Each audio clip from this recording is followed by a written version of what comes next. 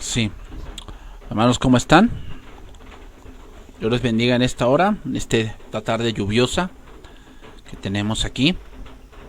Bien, vamos a orar y vamos a comenzar nuestra clase.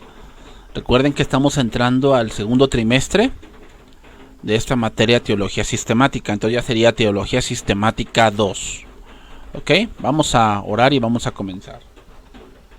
Padre, te damos gracias en esta hora. Gracias te damos por tu palabra, por este tiempo que tú nos has otorgado de poder tener tu palabra, tu consejo, tu gracia, Señor. Bendito seas, oh Dios, porque tú eres bueno y porque, Señor, tú nos has mostrado, nos has enseñado tu gran misericordia, tu gran bondad. Bendito seas, oh Dios.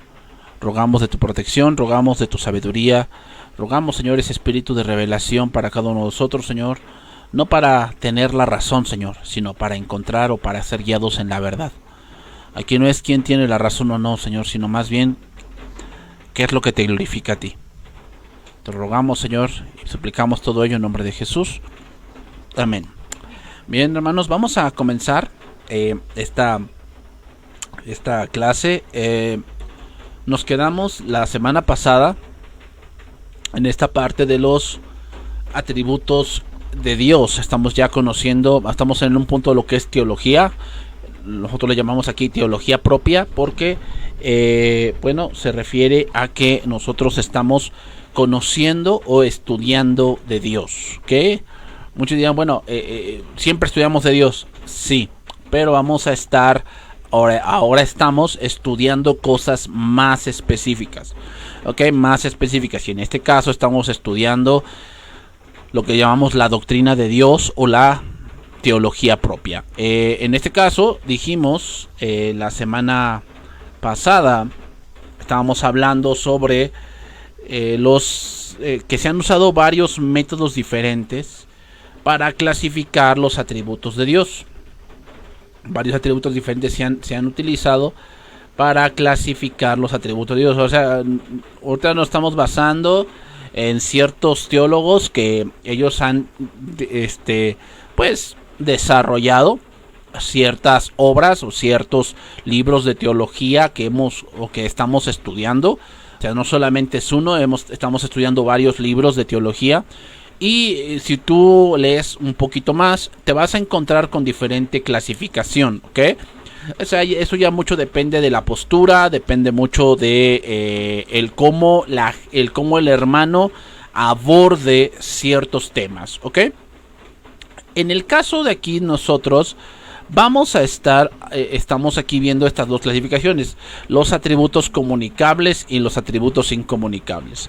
Decíamos que los atributos incomunicables quiere decir que son los atributos de Dios que no comparte ni comunica a otros, ¿ok? Algunos lo definen de esa manera. También podríamos decir que, a lo mejor algunos atributos que no son tan comunicables. Por decir, de los atributos incomunicables diríamos que es la eternidad, porque Dios ha existido por toda la eternidad, y te lo vamos a explicar más a fondo.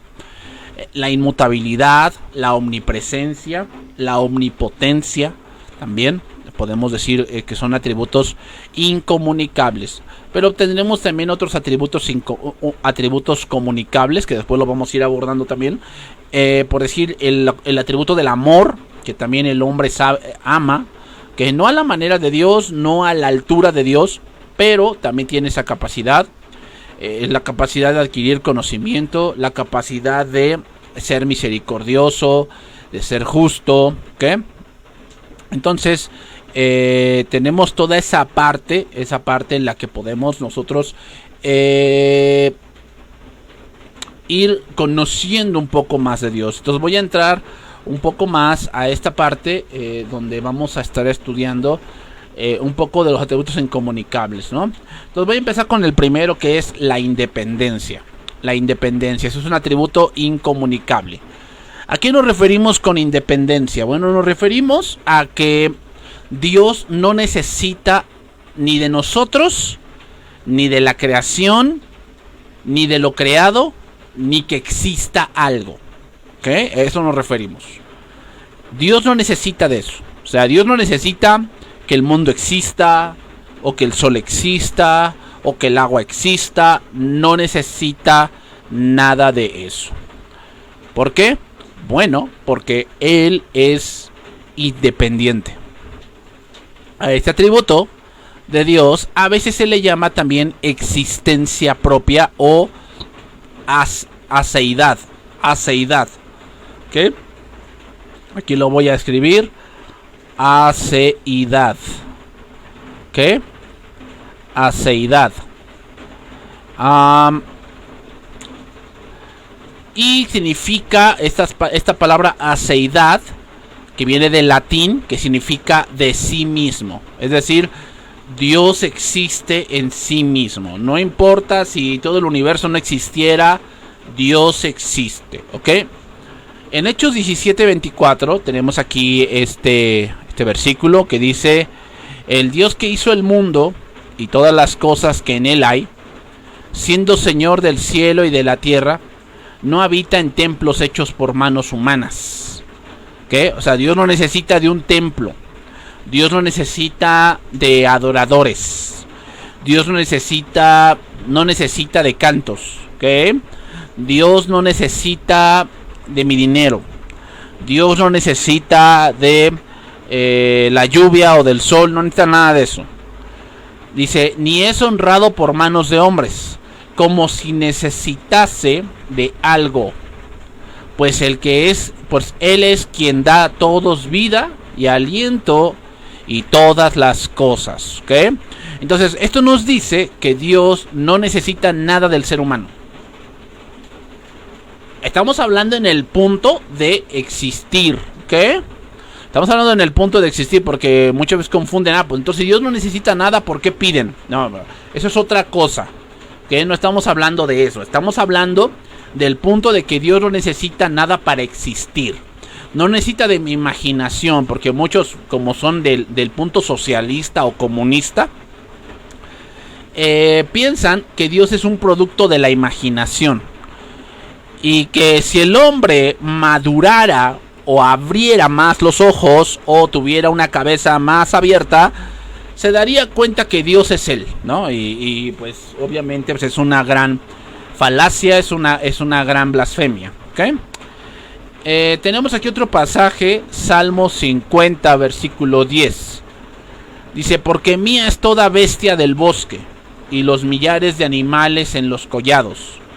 Conozco a todas las aves de los montes, y a todo lo que se mueve en los campos me pertenece. Si yo tuviese hambre, dice, y no te lo diría a ti, porque mío es el mundo y su plenitud. Vean lo que dice el versículo 12. Dice ahí, si yo tuviese hambre, o sea, vamos a poner así, siento aquí que el Señor está ironizando. Está ironizando diciendo, si yo en algún momento tuviese necesidad de comer, si tuviese, pero no es el caso, pero si tuviese, no te lo diría a ti. O sea, el hombre no puede darle nada a Dios. Eso que quede muy claro. El hombre no le puede dar nada a Dios. O sea, no es de que, no, pues es que de mí depende Dios, y depende de mis ofrendas, y depende de mis oraciones. No es cierto. O sea, algunos han pensado, hermanos, que a veces que Dios creó a los seres humanos porque se sentía solo y necesitaba pues compañía. No es cierto. No, hermanos. ¿Por qué Dios creó al ser humano? Para su gloria. Para su gloria.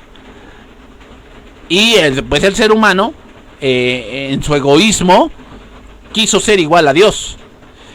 Entonces, si esto fuese cierto, de que Dios creó a los seres humanos porque se sentía solo, significaría que Dios no es completamente independiente de la creación. Y significaría que Dios necesitaba crear a los seres humanos a fin de sentirse completamente feliz o completamente satisfecho en su existencia personal. Cuando el hombre una de las cosas que trae el orgullo, en lo que a veces el hombre cae en el orgullo de pensar que Dios necesita de él, es pensar, por decir, que él, al no asistir a la iglesia, Dios está muy triste y Dios se va a ver obligado a cumplirle el capricho que él quiere. Y no, simplemente Dios no se va a Dios no lo vamos a doblegar, porque si Él hiciese eso, hermanos, estaríamos diciendo que Dios necesita de mí y que lo obligo tanto que Dios pues tiene que cumplirme mi capricho. Y no es cierto. Dios no se maneja de esa manera, ni se va a manejar de esa manera. Entonces, Dios no necesita de nada ni de nadie. O sea, el hecho de que un cristiano haga rabieta y un cristiano se vaya de la iglesia y ahora viva en sus propios pensamientos y mucho, yo he escuchado personas que dicen, y ahora lo hago más adrede para que vea que conmigo nadie se mete. O sea, son pensamientos obviamente de una naturaleza caída, pero también son pensamientos de un hombre, de una mujer que están completamente perdidos, y por eso es que empieza a pensar de esa manera. Entonces, el hombre tiene que empezar a aprender que Dios es completamente distinto, y que el hecho de que yo quiera o no quiera adorar, eso no lo hace más o menos Dios, ¿ok? Eso es muy importante. El hecho de que el hombre quiera adorar o no quiera adorar, eso no hace a Dios menos Dios, ¿ok? Sino más bien el hombre es el que necesita de la adoración, ¿ok? Porque el hombre fue hecho para adorar, pero tiene que adorar de una manera correcta. Entonces, respecto a la existencia de Dios, esta doctrina también nos recuerda que solo Dios existe en virtud de su propia naturaleza, y que nunca fue creado y nunca empezó a existir. O sea, no fue de que puso la obra de la casualidad, la madre naturaleza, la madre tierra, muchas otras cosas que se han inventado para poder explicar la existencia de Dios. La existencia de Dios es también algo totalmente singular. No es simplemente que Dios no necesita de la creación para nada. Dios no podría necesitar la creación para nada, ¿okay? No es que no necesite, es que simplemente no la necesita. O sea, simplemente la creación es la que necesita de Dios. La diferencia entre la criatura y el creador es una diferencia inmensamente vasta, porque Dios existe en un orden fundamental diferente, ¿ok? Así es como Dios existe. Entonces no es simplemente que nosotros existimos y Dios siempre ha existido. Es también que Dios necesariamente existe en una manera infinitamente mejor, más fuerte y más excelente. La diferencia entre el ser de Dios y el nuestro es más que la diferencia entre el sol y la luna, ¿ok? Entonces, es un punto no solamente de que no necesite nada, hermanos, sino que Dios es una variable o es un ser que necesariamente debe existir. O sea, no solamente no necesita de nada, sino que lo otro necesita que Dios exista. Porque si no existe Dios, nada de lo que está hecho hubiese sido creado. ¿Ok, hermanos? Vamos a pasar al siguiente. Inmutabilidad. Este es otro atributo incomunicable. La inmutabilidad. ¿Qué es inmutabilidad? Bueno, inmutabilidad significa que Dios es inalterable en su ser. Que Dios no cambia. En su perfección, en su propósito, en sus promesas. Y Dios en efecto actúa y siente emociones. Pero Él no actúa de acuerdo a las emociones. Eso es algo muy importante. Dios no actúa de acuerdo a sus emociones. ¿Ok? Aquí en el Salmo 102, versículo 25, dice ahí: desde el principio tú fundaste la tierra, y los cielos son obra de tus manos. Ellos perecerán, mas tú permanecerás. Y todos ellos como una vestidura se envejecerán. Como un vestido los mudarás y serán mudados. Pero tú eres el mismo y tus años no se acabarán. Quiero que aquí hay varias palabras que se utilizan para darnos a entender. Aunque aquí, hermanos, se pone la palabra años, no quiere decir que Dios cumpla años, que eso no quiere decir, sino que se está utilizando un lenguaje humano para que nosotros podamos entender la idea de lo que Dios es. ¿Ok? Entonces, lo voy a leer este pasaje en traducción viviente. Salmo 102, versículo 25. Hace mucho tiempo echaste los cimientos de la tierra. O sea, hace mucho tiempo echaste los cimientos de la tierra. Y con tus manos formaste los cielos. Ellos dejarán de existir, pero tú permaneces para siempre. Se desgastarán como ropa vieja. Tú los cambiarás y los desecharás como si fueran ropa. Pero tú siempre eres el mismo. Y tú vivirás para siempre. Tú siempre eres el mismo. Dios, hermanos, existió antes de que fuesen hechos los cielos y la tierra. Y existirá después que haya pasado este presente siglo. Dios hace que el universo cambie, pero en contraste con ese cambio, Él es el mismo. O sea, sabemos, por decir, los científicos han dicho que el Sol tiene un ciclo de vida. O sea, que el Sol está muriendo. La naturaleza está muriendo. ¿Ok, hermanos?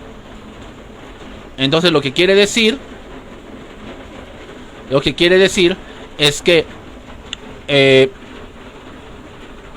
la naturaleza, el sol, la luna y las estrellas van a pasar. ¿Ok? O sea, esta creación está muriendo. Dice la palabra que la creación gime porque se manifiesten los hijos de luz. ¿Por qué? Bueno, pues porque la creación tiene una fecha de caducidad. ¿Ok? Tiene una fecha de caducidad. Pero Dios no tiene una fecha de caducidad. Dios no tiene una fecha de caducidad. Dios va a continuar. Va a continuar. ¿Ok? Entonces, quiere decir entonces que Dios no cambia. Y lo que Él ha dicho en su palabra con respecto a qué piensa del pecado es lo que Él sigue pensando desde el principio hasta el fin. O sea, Dios no va a cambiar. Nada de que no, pues que esto fue en la antigüedad. No, bueno, eso es lo que tú crees para justificar. Pero Dios no cambia. Ese es un atributo que aquellos que dicen ese tipo de pensamientos han olvidado. Que Dios existió antes de que fuesen los cielos y seguirá existiendo aún cuando estos pasen. La definición dada en este punto, hermanos, que Dios es inmutable, no es en toda manera que pudiésemos imaginar, sino solo en las maneras en que la misma Biblia afirma. Por decir, hay pasajes que Dios da a mostrar esta parte, pero hay otros pasajes como que parece que Dios cambió. Vamos a ver un pasaje, Isaías 46:9. Dice ahí: acordaos de las cosas pasadas desde los tiempos antiguos, porque yo soy Dios y no hay otro Dios, y no hay semejante a mí, no hay nada. Que anuncio lo por venir desde el principio y desde la antigüedad, lo que aún no era hecho. Que digo, mi consejo permanecerá, dice, mi consejo permanecerá y haré todo lo que quiero. Que llamo desde el oriente al ave y de la tierra lejana al varón de mi consejo. Yo hablé y lo haré venir, lo he pensado y también lo haré. Entonces, algunas ocasiones, hermanos, y voy a leer este pasaje que estoy leyendo ahorita en traducción viviente. Antes, me permitas, voy a decir esto. En algunas ocasiones se ve, hermanos, en algunas ocasiones se ve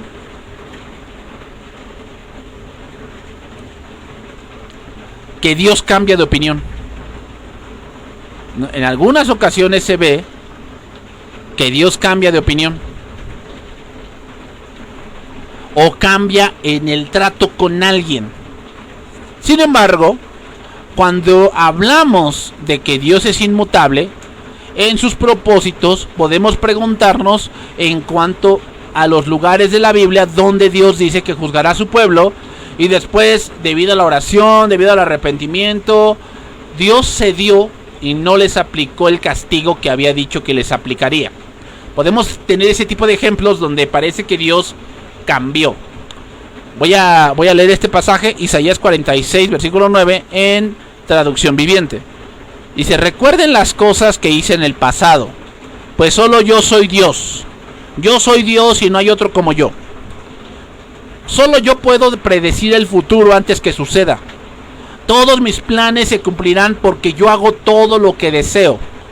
Llamaré a una veloz ave de rapiña desde el oriente y a un líder de tierras lejanas, para que vengan y haga lo que le ordeno. He dicho lo que haría y lo cumpliré. Ahora voy a dar algún ejemplo de esto, ¿no? Que parece como que Dios dice algo y de repente cambia, ¿no? El ejemplo que vemos es el que estamos haciendo resúmenes. Jonás.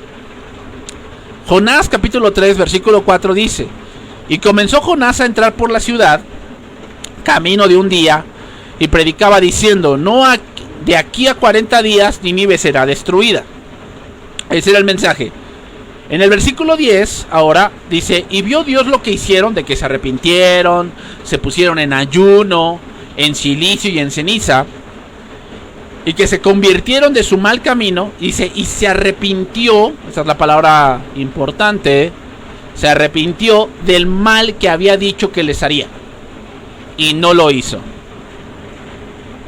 Y hay varios casos así. ¿Qué? Por decir, aquí hay otro caso. Primer libro de Samuel, capítulo 15, versículo 10. Dice: y vino palabra de Jehová a Samuel, diciendo: me pesa haber puesto por rey a Saúl, porque se ha vuelto en pos de mí. Se ha vuelto en pos de mí, o sea, en contra mía. Y no ha cumplido mis palabras. Y se apresuró Samuel y clamó a Jehová toda aquella noche. Aquí aquí dice: me pesa haber puesto por rey a Saúl. Me pesa. Ok. También podemos ver otro ejemplo en Génesis capítulo 6, versículo 6, donde vemos cómo la maldad del hombre va aumentando y Dios se arrepiente de haber creado al hombre. Dios se arrepiente de haber creado al ser humano. Entonces, la pregunta que viene aquí es esta: ¿acaso no cambiaron los propósitos de Dios en estos casos? Estoy mencionando, ¿no? En estos casos, recuerden que después de Génesis 6 viene el diluvio, Génesis 7. Entonces la pregunta que viene aquí es: ¿acaso no cambiaron los propósitos de Dios en estos casos? Entonces, hermanos, todos estos casos se deben entender como verdaderas expresiones de la actitud o intención presente de Dios con respecto a la situación según existe en este momento. Si la situación cambia, por supuesto la actitud de Dios o expresión de intención también cambiará.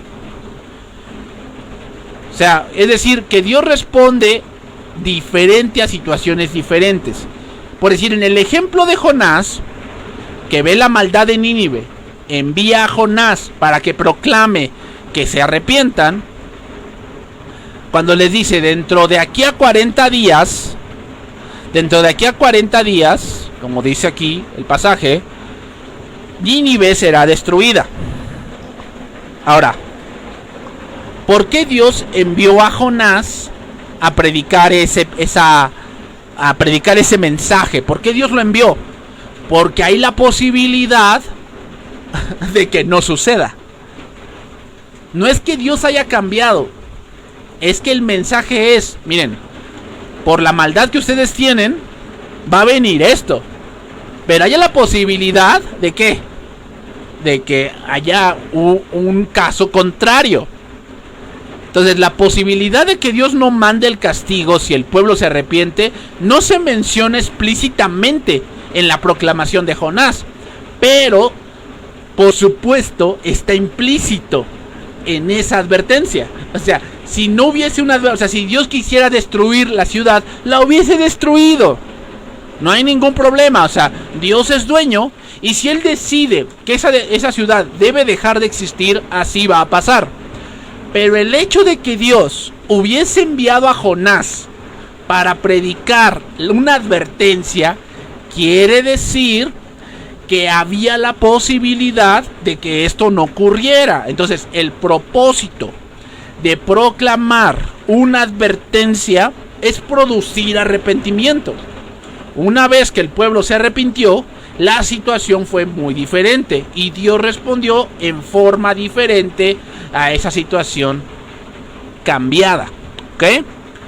En el caso, por decir, de Génesis capítulo 6, versículo 6, donde vemos que Dios se lamenta por haber hecho hombre y haber hecho al rey Saúl, o haber hecho rey a Saúl, se puede entender como expresiones del desagrado de Dios en aquel momento hacia el pecado que en ese momento está ocurriendo. Ahora, hay que entender esto muy bien. Este pasaje de Samuel no es la primera vez que Saúl desobedece. Es la última oportunidad que Dios le dio a Saúl y Saúl decide desobedecer. Por lo tanto, Dios dice que lo va a desechar porque ya Dios sabe que el rey Saúl no se va a arrepentir. Eso es muy, muy importante, ¿eh? Porque Dios dio la oportunidad a la humanidad caída durante 400 años que Noé se tardó en construir un arca. Y entonces, aún así, con todo ese tiempo, sí, 400 o 40, no recuerdo muy bien, no, hay que checar bien ese dato. Pero en todo ese tiempo que Noé tardó en edificar el arca, Dios les dio oportunidad. ¿Y ellos qué? La despreciaron. Por lo tanto, Dios no iba a cambiar en el juicio. O sea, a lo mejor Dios no cambiaba en enviar el diluvio, pero ¿en qué iba Dios a darles una oportunidad? En entrar en el arca. Entonces, en ninguno de los dos casos el lenguaje es fuerte o lo suficiente como para exigirnos pensar que Dios pudiera empezar de nuevo y actuar en forma diferente. ¿Ok? Entonces, más bien, lo que podemos entender aquí es que la acción previa de Dios condujo a acontecimientos que a corto plazo lo hicieron entristecer, pero que con todo, a largo plazo, en última instancia, lograría sus buenos propósitos. Esto es algo análogo, hermanos, al padre humano, que permite que su hijo siga un curso que él sabe que le traerá mucha tristeza. Y tanto al padre como al hijo, pero que lo permite saber, o porque sabe que mayor bien a largo plazo resulta en eso. Es decir, que el padre muchas veces va a permitir, hablo de un padre terrenal, el padre muchas veces va a permitir que ciertas cosas le sucedan a su hijo, pero no porque no lo ame, sino porque sabe que su hijo necesita madurar, necesita comprender, necesita entender ciertas cosas. Entonces, al principio puede parecernos que no tiene gran importancia la inmutabilidad de Dios. Pero, hermanos, si nos detenemos por un momento para imaginarnos lo que sería si Dios pudiese cambiar, si este atributo Dios no lo tuviese de la inmutabilidad de Dios, hermanos, ¿sabes lo que pasaría? Pasaría que la Biblia no es del todo segura. Porque puede pensar Dios una cosa hoy y mañana pensar otra. ¿Te imaginas un Dios así? Un Dios que de repente dijo, no, pues todos van a ser salvos por fe. Y de repente en unos 10 años ahora Dios cambia las reglas del juego, ¿no? Y ahora no es por fe, ahora es por, no sé, por el amor. Por decir algo. ¿Te imaginas un Dios así? Sería un Dios imperfecto. Entonces, si Dios cambiara para bien, pues Él no sería lo mejor que pudo haber sido cuando confiamos en Él. Y si cambia para mal, pues ¿qué clase de Dios podría volverse, no? Si ahora decimos que Dios es todo misericordia, Dios es todo justo, Dios es todo benigno, ¿te imaginas que cambiara de repente? Pues ¿en qué Dios se volvería, no? Entonces, si Dios pudiese volverse un poquito malo, que eso es irracional, pero si Dios pudiese volverse un poquito malo, Entonces, ¿cómo sabemos que no podría cambiar para convertirse inmensamente malo o enteramente malo? O sea, hermanos, si Dios no fuese inmutable, ¿qué seguridad de la salvación tendríamos? Si Dios pudiera cambiar de un momento a otro. Por eso es importante este atributo de Dios.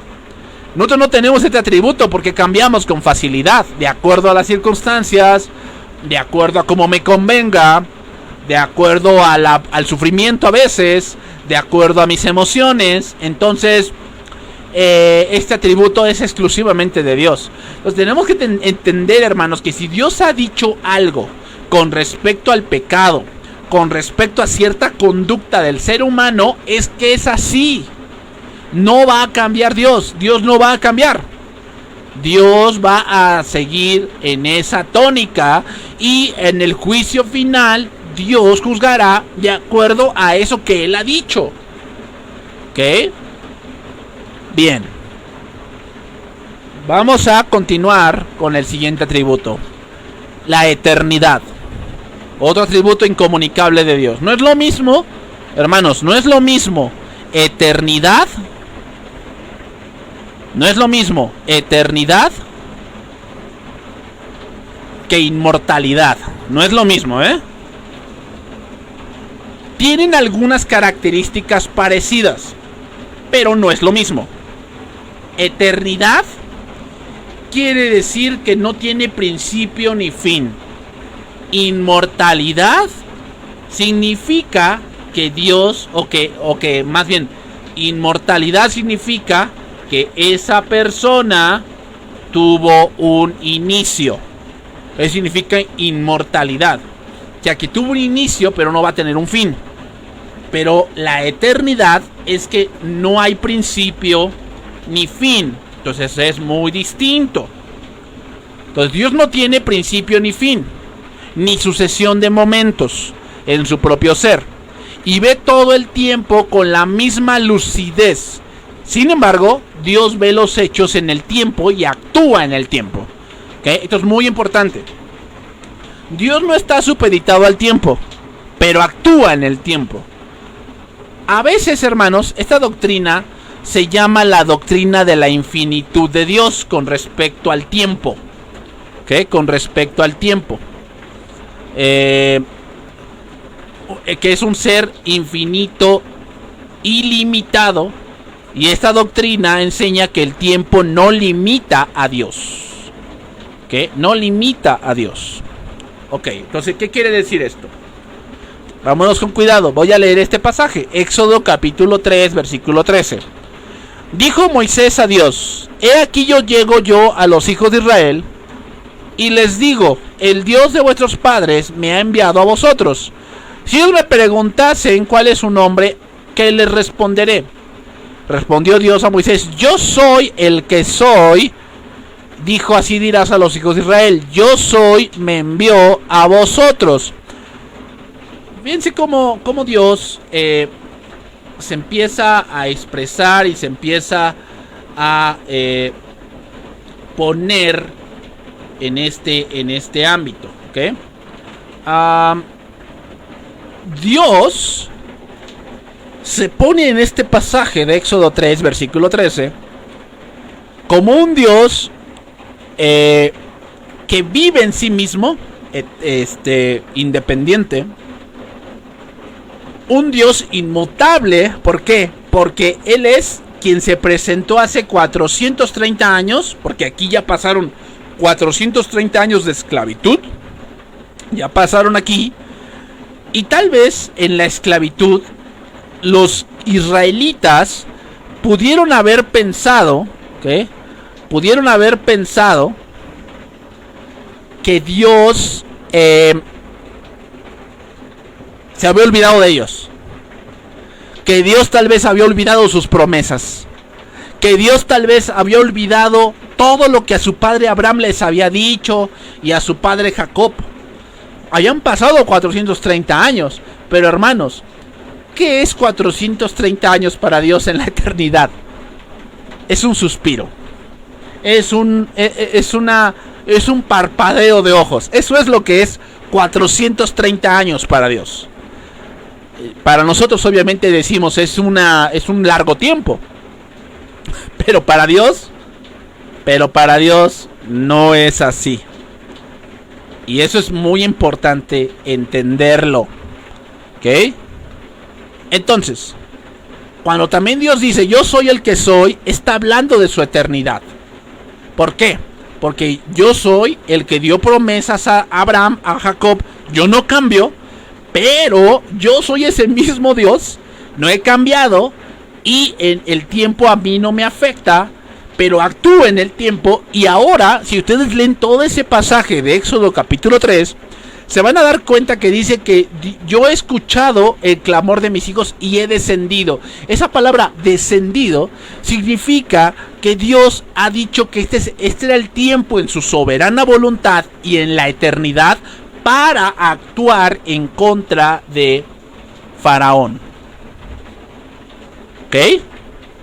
En contra de Faraón. Entonces, esto es muy importante verlo. Que la eternidad de Dios no solamente tiene que ver con que Él no tiene principio ni fin, sino también tiene que ver con lo que Él ha dicho y que sus palabras son vigentes hasta el día de hoy. Ese argumento que el hombre utiliza de tiempos pasados, él lo utiliza para aplicárselo a sí mismo, porque él sí vive en el tiempo, pero eso no puede aplicarse en Dios, porque Dios es eterno. Es un parámetro muy distinto. Entonces no podemos decir, es que eso Dios lo dijo en ese tiempo, porque bueno, en ese tiempo no conocían tal cosa. A ver, no, o sea, recordemos que también Dios dice cosas, pero no con respecto solamente a la conducta del hombre, sino al porqué de esa conducta. Y entonces el hombre no ha cambiado en eso. El hombre sigue adelante con ese tipo de intenciones, con ese tipo de conductas, y Dios ya ha dicho algo en la eternidad que va a permanecer por la eternidad. ¿Ok? Entonces ese punto de que esto es de un tiempo pasado, bueno, eso aplicará para ti que no viviste en ese tiempo, pero Dios lo habita. No es que lo habitó, lo habita.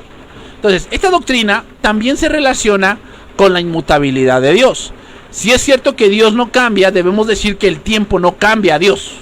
No altera su ser, sus perfecciones, propósitos, promesas.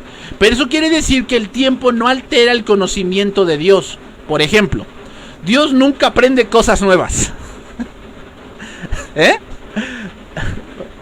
Dios nunca aprende cosas nuevas. O sea, ni se le olvida nada. Eso es muy importante, porque a nosotros a lo mejor ya con el tiempo, conforme vamos envejeciendo, pues ya nuestra memoria falla nuestra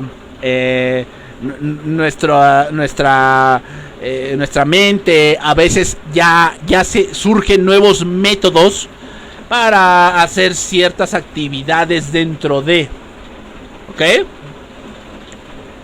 Pero Dios no aprende cosas nuevas y se le olvida nada, porque eso significaría un cambio en su conocimiento perfecto. Entonces, esto implica también que el paso del tiempo no aumenta ni disminuye el conocimiento de Dios. Él sabe todas las cosas, pasadas, presentes y futuras, y las sabe con igual lucidez, así hayan pasado 1000 años. Entonces, esto es muy importante, hermanos, Grábense bien este atributo, porque es para decirles a la gente, bueno, es que eso sucedió en ese tiempo, pero ya estamos en tiempos modernos. Bueno, eso lo aplicas para ti porque tú sigues aprendiendo, pero Dios no.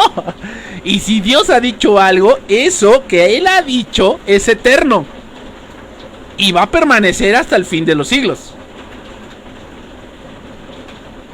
Entonces eso es muy importante también saberlo y entenderlo. Ok, seguimos allí. Entonces voy en otro punto de este atributo. Dios es eterno en su ser. Miren, dice aquí: Abraham, vuestro padre, Juan capítulo 8, versos 56 al 59, Abraham vuestro padre se gozó de que había de ver mi día, y lo vio, y se gozó. Entonces le dijeron los judíos: ¿aún no tienes 50 años y has visto a Abraham? Están razonando de una manera terrenal, que obviamente están razonando de una manera terrenal. El capítulo 8 es un capítulo extremadamente teológico, que hay mucha enseñanza en este capítulo 8. Jesús les dijo: de cierto os digo, antes que Abraham fuese, yo soy. ¿Dónde encontramos este nombre? Este nombre de yo soy. En Éxodo capítulo 3, versículo 13, cuando Moisés le dice a Dios: ¿quién me envía? Y Dios le responde: yo soy, me envió a vosotros. Y Cristo utiliza la misma palabra para dar a entender que Él es el Eterno. Que Él es el Eterno. Entonces, Jesucristo no comenzó en la encarnación. Ahí comenzó su humanidad. Pero el Jesucristo Dios, no tuvo un inicio. Él siempre ha existido. Por eso dice: antes que Abraham fuese, yo soy. Dice entonces: tomaron entonces piedras para arrojárselas, pero Jesús se escondió y salió del templo, y atravesando por el medio de ellos, se fue. Entonces, el hecho de que Dios no tenga principio ni fin, nos dice que Dios ha visto todos los sucesos que han pasado en la humanidad, en la historia de la humanidad, pero también nos dice que Dios ha visto todo lo que ya va a pasar. Que Dios conoce cómo va a terminar todo y cómo funciona todo. Eso es muy importante, y voy a ir terminando esta clase con este pasaje. Colosenses capítulo 1, verso 15. Cristo es el Hijo de Dios y existe desde antes de la creación del mundo. Él es la imagen del Dios que no podemos ver. Por medio de Él, Dios creó todo lo que hay en el cielo y en la tierra, lo que puede verse y lo que no se puede ver. También los espíritus poderosos que tienen el dominio y autoridad. En pocas palabras, Dios creó todo por medio de Cristo y para Cristo. Cristo, dice aquí, existía antes de todas las cosas. ¿Qué quiere decir? Que Él es eterno. Por medio de Él, todo se mantiene en orden. ¿Qué? Entonces, el hecho de que Dios nunca empezó a existir, también se puede concluir de hecho de que Dios creó todas las cosas y que Él mismo es espíritu inmaterial antes de que Dios hiciese el universo. No había materia, pero entonces Él lo creó todo. Eso significa que Él es eterno. Que Él no tuvo principio, pero todas las cosas creadas tuvieron un principio. ¿Qué? Entonces, el estudio de la física, que dice que la materia no se crea ni se destruye, solo se transforma, dice la física que la materia, el tiempo y el espacio deben ocurrir todos juntos. Y si no hay materia, no puede haber espacio, ni tiempo tampoco. De este modo, antes de que Dios creara el universo, no había tiempo. Por lo menos no en el sentido de una sucesión de momentos, como hoy lo conocemos. Por consiguiente, cuando Dios creó el universo, también creó el tiempo. Cuando Dios empezó a crear el universo, empezó el tiempo. Y allí empezó a hacer una sucesión de momentos y acontecimientos uno tras otro. Pero antes de que hubiese un universo y antes de que hubiese tiempo, Dios siempre ha existido, sin principio y sin ser afectado por el tiempo. ¿Ok, hermanos? Bien. Aquí le voy a dejar en esta tarde que ya se vino la lluvia más fuerte. Seguramente estoy seguro que a lo mejor a algunos les está fallando el internet, porque a veces la lluvia con eso pasa. Entonces aquí le voy a dejar. La próxima semana voy a continuar con este atributo de eternidad, y nos falta ver otros dos atributos más que son importantes mencionarlos. Bien, hermano, entonces nos vemos el día de mañana para nuestro tema de una fe que impulsa. Dios los bendiga, hermanos. Nos vemos el día de mañana. Abríguense y que Dios les bendiga.